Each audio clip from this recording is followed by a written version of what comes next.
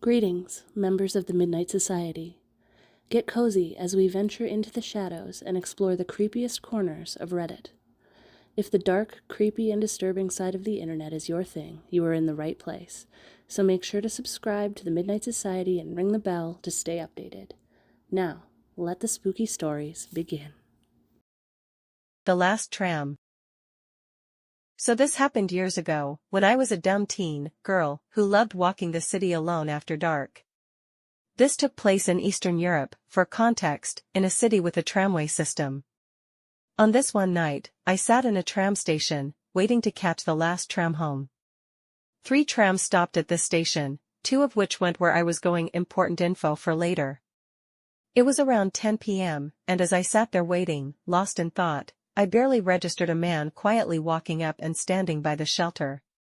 I thought nothing of it, just someone else waiting for the tram, until I started feeling weird.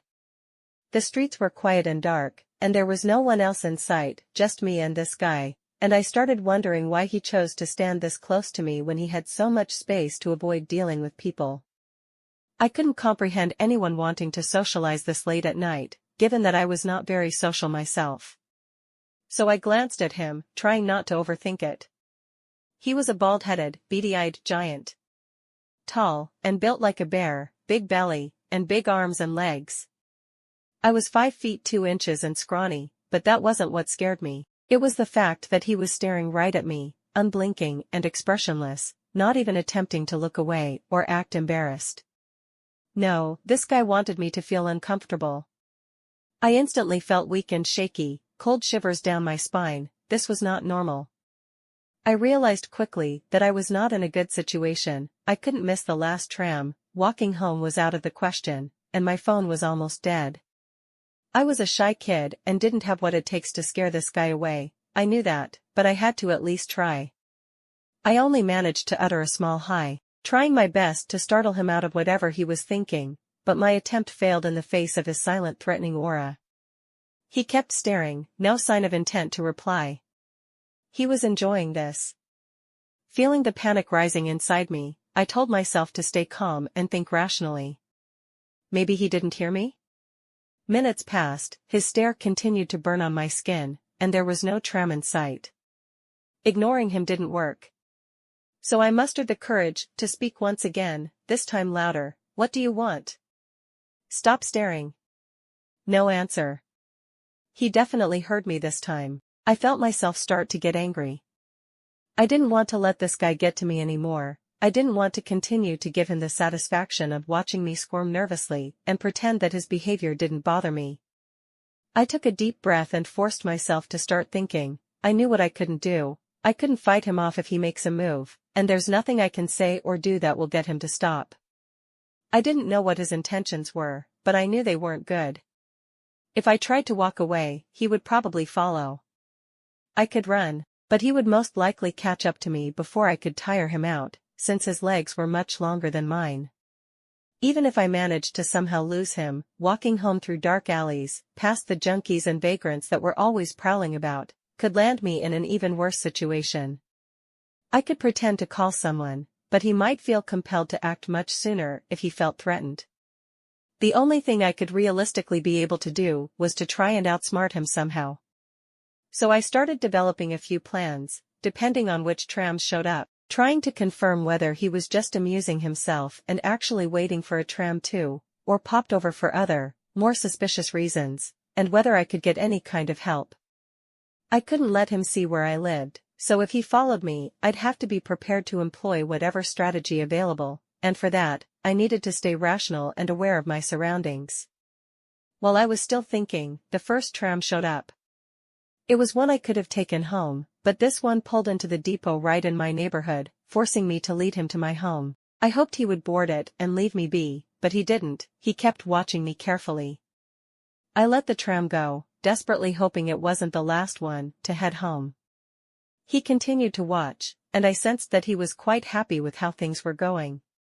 I put up with it for another 15 minutes, trying to focus on another plan of action. I could now pretend that I needed the other tram, the one going to a different area of the city, and just ride to the next station, getting off as soon as possible, so I don't end up too far and miss the tram I need. This tram showed up next. With my heart in my throat, I boarded it and sat down by the door. He got on it too, but sat himself in the back, pretty far from where I was. I let out a sigh of relief, thinking this might still go well. When the tram reached the next station, I got up and out, not looking back and hoping it was all over. But when I stepped on the pavement and watched the tram drive away, I couldn't see him in it. I turned my head slowly and was terrified to see him walking towards me, looking slightly ticked off. He stopped just a few steps away and resumed staring, this time with a clear hint of malice, still in silence. My vision blurred as I fought back tears of despair. He was not going to let me go. The helplessness I felt was unbearable, but I couldn't cry, I couldn't give up, I had to find a way, I had to get home tonight. The prospect of what might happen to me any time now, if I didn't, was becoming too real. My head was full of unanswered questions, regrets and horrible scenarios. I wanted so badly to not have to think anymore, to not have to fight back the tears and stay composed, but I knew this would be his cue to enact whatever deranged plan he had in mind. I couldn't let that happen. Then, I saw the final tram approach, the only one I could take now, and got on as quickly as my trembling legs would allow me to. When I was in, bright lights enveloping me, my mind snapped out of its nightmarish spiral of fear, and allowed me a moment of clarity. I had 3 stops to figure this out. I sat down at the front and looked at the driver. He was a frail old man, blissfully unaware of my distress. Getting the driver's attention was a no-go. We passed 1 stop, there was no one else waiting to climb aboard. I turned around fully expecting to see that the psycho had followed me again, but I did not expect him to be sitting right behind me. He was not taking any chances, he was making sure I won't try anything like last time. I shot him a hateful glare and allowed my anger to overcome my fear. I stood up and purposefully walked over to another seat, in the middle of the tram car. I wanted to make it clear, I will not put up with his BS any longer. He got up too and slowly walked up to a spot 2 seats behind and diagonally from me, then sat down with the tiniest arrogant grin on his face. Already expecting it, I shot up and stood by the middle door instead, determined to keep him on his toes. If I stood right by the door, he won't have any idea which station I planned to get off at. He remained where he was this time, convinced that I was bluffing. After all, this was really the last tram, there was nothing else I could possibly do to escape now, he must have reckoned, so my defiance was just a funny act to him. This was my chance. I had to take the risk, it had to work. There were 3 doors on the tram, and they all opened and closed at the same time, and stayed open for around 5 seconds before closing again if no buttons were pressed or people detected on the threshold. The next stop, the only one left before mine, came into view. The tram slowed to a stop. The doors opened. I made no move. 5 long seconds passed. The doors started to close. I bolted out and ran for it, reaching the back door as fast as I could, and slamming the button to open it again. My whole body tense with adrenaline, I waited a long, painful second, and jumped back in, keeping my head low, holding my breath, and crouching behind the nearest seat.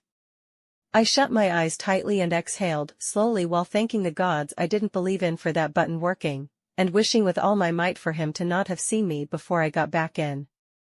As I was waiting to hear his footsteps approaching, I pictured him frantically looking for me. Was he still on the tram, face screwed up in anger, head turning like a fat, ugly meerkat?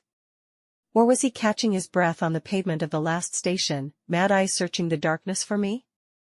As the tram continued its loud journey, banging and clanging in sync with my heartbeat, I dared smile to myself, imagining his face when he realized he had screwed up.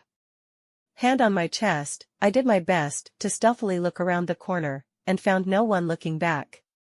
I stood up in excitement and threw myself at the foggy back window. There he was, standing alone and victimless on that slowly fading out of sight station, watching me leave him and his vile plans behind. Giving someone the middle finger never felt so good. I made it home and told no one my story, for fear I'd be admonished for my naivety, but I was safe, I was proud of myself, and I learned my lesson. Creepy stranger, I hope the events of that day taught you to not underestimate girls, and prevented you becoming a criminal for the rest of your life. Let's never meet again. The old woman in the cinema thought I was a demon. Quite an odd title, I know, but this is the only way I can describe what she meant. This happened a few years ago, right before the pandemic hit. In fact, I know the exact date because it spooked me to my core. It was February 18, 2020. I was 14 years old, so you can imagine this was a pretty frightening moment for a young girl. My mother, younger brother, and I went to go see a movie. He wanted to see the new Sonic film and I didn't really want to, so I went to see the Birds of Prey movie. I had already seen it, but I wanted to enjoy the cinema popcorn and hot dog, and quite frankly, I wanted to watch it again. I had gone off by myself to the viewing room and it was completely empty. Just me in there, so I felt relatively safe being able to see the whole room, given I was also at the very top. It was pretty amazing to have an entire room to yourself, until it wasn't. About halfway through the film, I went to the restroom, as my soda didn't last long. So I went and once again I found myself alone. Every theater was in current running progress, so nobody wanted to miss the films. As I was finishing up, there was an elderly woman at the sink, about 70. I thought I was alone, but I suppose not. She was washing her hands right next to me, moving from her original spot. Now, for context before I say what she said to me, I'll give you a brief description of myself. I have black hair, green eyes, relatively sharp features, high cheekbones, and arched brows. Yeah, a typical Disney villain, which I somewhat blame for her response. I think I'm somewhat attractive, but nothing to lose your marbles over. She looked at me with the most subtle, but unnerving grin. Still with her hands under the water, she turned her head towards me and said, "Young lady, you are quite a gorgeous girl." I said thank you, and she continued with that same damn smile, "A beauty like that is only something an evil thing can have. Your eyes are just so hollow and soulless." I was seriously starting to get creeped out, but I do live in the Bible Belt of Texas, so I chalked it up to her being a nut job. But then she got closer and said, without the smile, "You shouldn't have that beauty." I hurried and left as soon as I possibly could. I did not want to be alone with that woman anymore. I waited outside the restroom where it was populated, but she never came out. After 5 minutes I went back to the viewing room and was paranoid for the entire rest of the film. I could not get that crazy lady out of my head. Like, who says that to a kid?